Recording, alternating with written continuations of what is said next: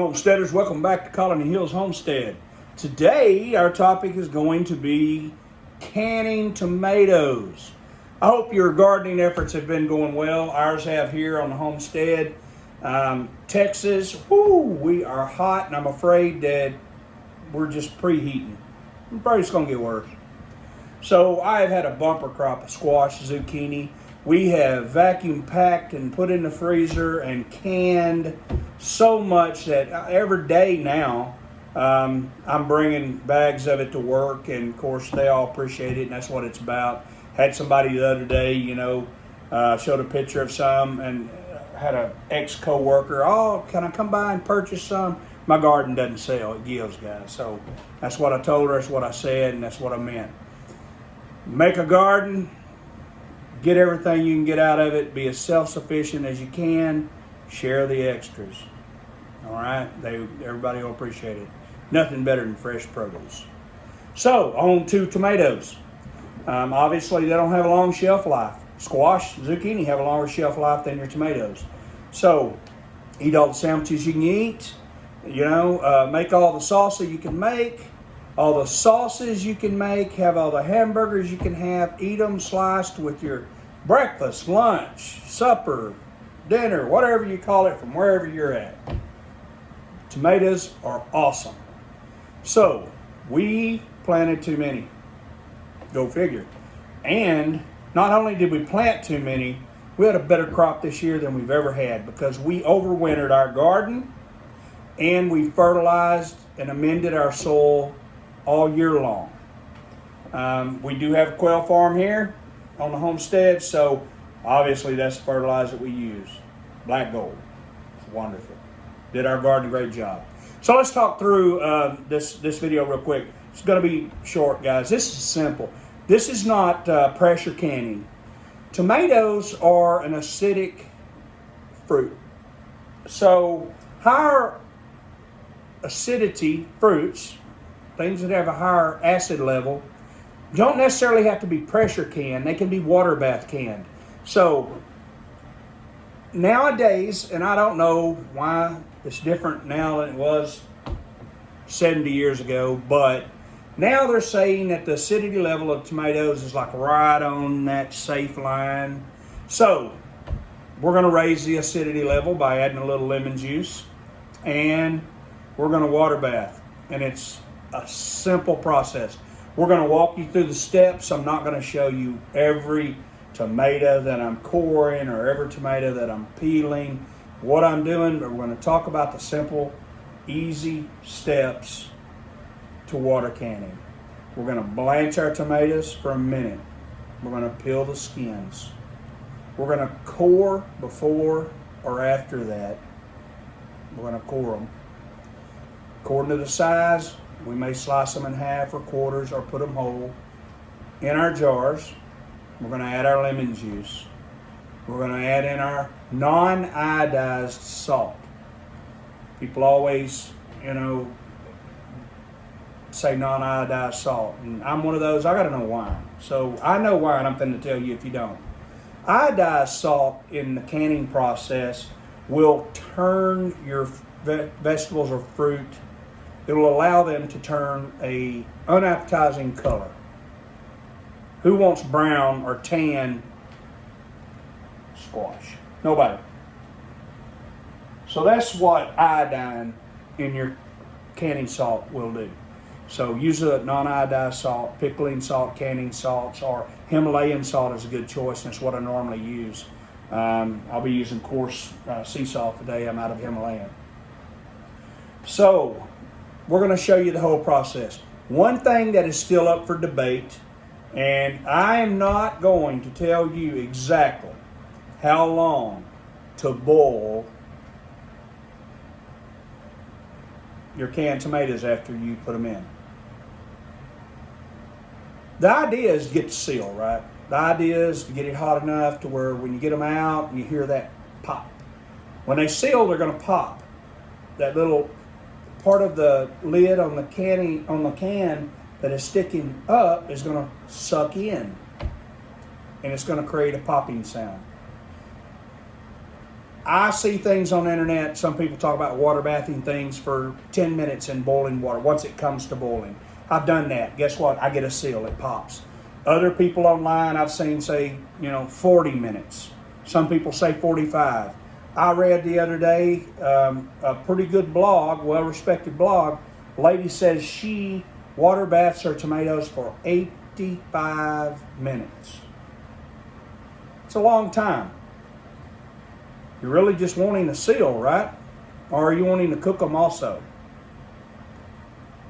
Most of the time, you're using those tomatoes in a recipe that you're going to cook. I'm looking for the seal. So I tend to go a little bit lower than them. I'm not going to tell you a fee up here. I go 30 minutes, all right? There are other people that go higher. Make your assumptions on how long you're going to do it. I'm going to show you all the steps to get her done, though. All right?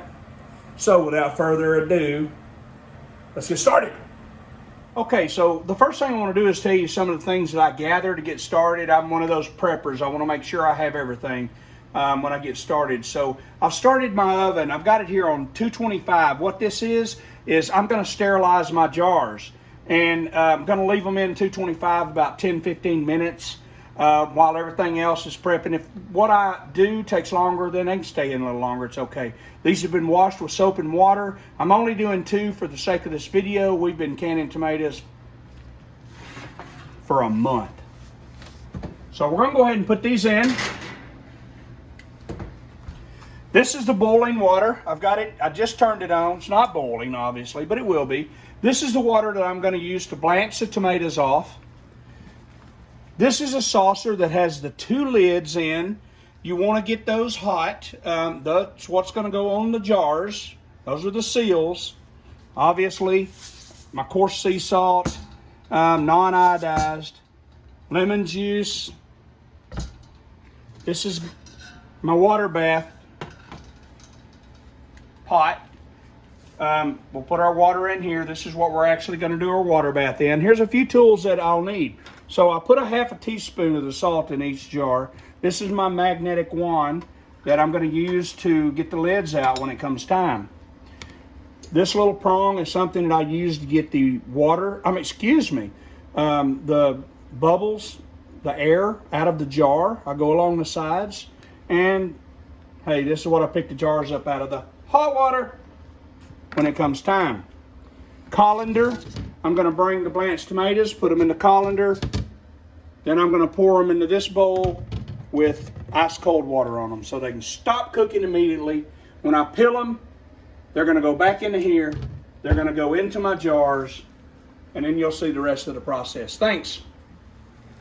All right, so we've washed and cored our tomatoes. We've got our water boiling. We're going to put all these tomatoes in. Yes, I'm using a utensil here. I have made the mistake. When you drop these in, that water is going to come back on you guys. Be safe when you're doing this. Be safe. Now, some people score their tomato skins. There's really no need. Once you core these, they're going to come off. And I've even done these without coring, and they still come off fairly easy. The trick here is don't overcook these. The longer you cook them, the hotter they become and the softer the tomato gets, and it's hard to peel the tomatoes when it gets that soft. So, okay, going to the next level here, we've put our water in our pan that we plan on using for the water bath. The next thing we're going to do is take these tomatoes up in this colander. We're going to bring them over there. We're going to get them cool as fast as possible to stop the cooking process, and we're going to get them peeled and ready to put in our jars. Okay, so we got our tomatoes out of the boiling water that we blanched them in. I want to show you what I'm talking about, of how easy it is to peel them. There's a little bit of my accent coming out. Look at this, guys. Woo, it's tough. It's tough, isn't it? That's what blanching a tomato will do. That right there. Let's get one more just as an example here. Oh boy. Golly, I'm having a lot of difficulty. Done. So, Remember to blanch, core and blanch. Oh, this is a big one. It may be hard. Maybe hard to do. No, not hard to do at all. We're pretty much done. All right, gonna bring you to the next step. Thank you, guys. All right, so we've got all our tomatoes blanched and peeled. We've got our sterilized jars out of the oven. We're about to start filling our jars. We're gonna put our lemon juice in. We're gonna put our salt in. We're going to get our lids that are being sterilized as we speak, put on, rings on, and then put them in the water bath.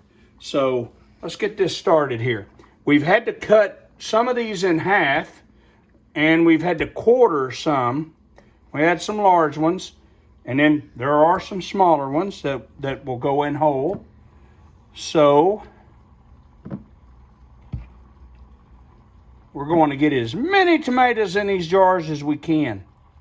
Okay, so I'm going to stop right here, and I'm going to go ahead and add my lemon juice. From the looks of this, I'm going to turn that burner down. All right, so simple, guys. We're adding lemon juice so you can increase the acidity so that the water bath is safe. We're going to go ahead and put our salt in. We're going to use a half a teaspoon. You can use a teaspoon, guys. There's no amount that you can't use, but you need to use at least half a teaspoon of uniodized salt. If you like a teaspoon, put a teaspoon in. If you like black pepper, put it in. If you like a jalapeno, throw it in there too. It's all good. So we're going to go back to doing this, and when we get ready to put them in, we'll come back to you. Thanks. Okay, so we packed our jars. We got our lemon juice in, our salt in. We're going to go ahead and put our lids on. When you put these lids on, understand that the rings you're putting on only need to be hand tight. That's it. That's all they have to be. Once you have these things properly sealed, the rings themselves, they don't even have to stay on your jars, because the lid that's under them, is what's actually sealing the jar. Okay? So we have these, they're ready. They're ready to go here into the water bath.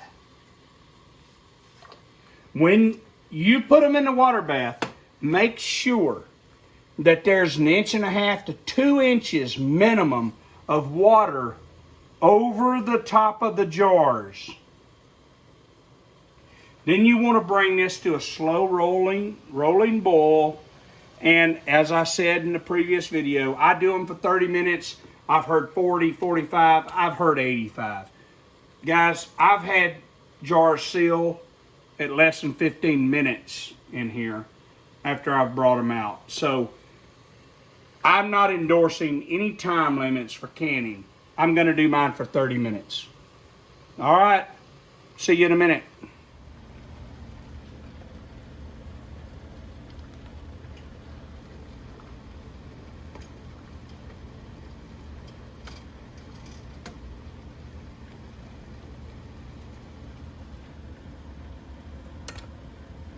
Hey guys, we're back. These are the 2 jars that we just worked on. They are safe and sealed, looking good. So I look forward to enjoying these in my summer garden in the winter. So want to remind you all that we're coming up on 4th of July. Please enjoy, do celebrate safely. Please like, subscribe, and share our videos. It's all of you that keeps us putting them out. We thank you guys. Take care.